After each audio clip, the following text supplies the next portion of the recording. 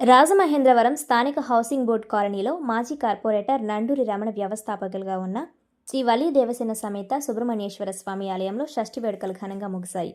ఉత్సవాల ముగింపు సందర్భంగా ఆలయ ధర్మకర్త నండూరి సుబ్బారావు ఆధ్వర్యంలో ఆదివారం నాడు 5,000 మంది భక్తులకు భారీ ఎత్తున ఆలయం వద్ద అన్న సమారాధన కార్యక్రమాన్ని నిర్వహించారు. ఈ కార్యక్రమానికి ముఖ్య అతిథిగా సిటీ ఎమ్మెల్యే ఆదిరెడ్డి శ్రీనివాస్ విచ్చేసి సుబ్రహ్మణ్యేశ్వర స్వామి వారిని దర్శించుకొని భక్తులకు భోజనాలు వడ్డించారు. ఈ సందర్భంగా నండూరి సుబ్బారావు మీడియాతో మాట్లాడారు.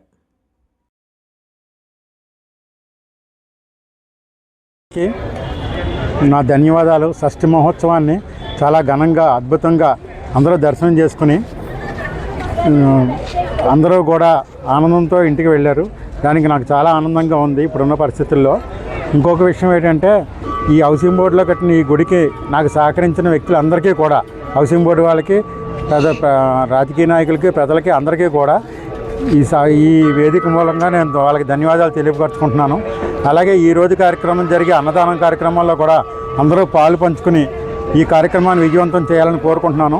ఈ విషయంలో నా సోదరులు అయినటువంటి పత్రికా విలేకరులందరికీ కూడా, పత్రికా ప్రేమికులందరికీ కూడా ధన్యవాదాలు తెలుపుకుంటున్నాం.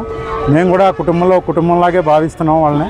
అలాగే పోలీస్ డిపార్ట్మెంట్ వారికి మరియు మున్సిపాలిటీ డిపార్ట్మెంట్, గవర్నమెంట్ వాళ్ళకి, పంచాయతీ శాఖకి అందరికీ కూడా మా ఈ కార్యక్రమం ఈ 9 రోజులు విజయవంతం చేసినందుకు ధన్యవాదాలు తెలుపుకుంటున్నాం.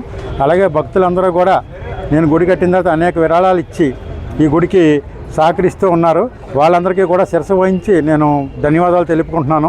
ఈ సుబ్రహ్మణ్యేశ్వర స్వామి గుడి కట్టాలి అనే ఆలోచన ఎప్పుడో చిన్నప్పుడు కలిగింది. దాన్ని ఇంతకాలానికి చేసాము. రేపు మార్చి 8వ తారీఖు 2వ సంవత్సరం అవుతుంది.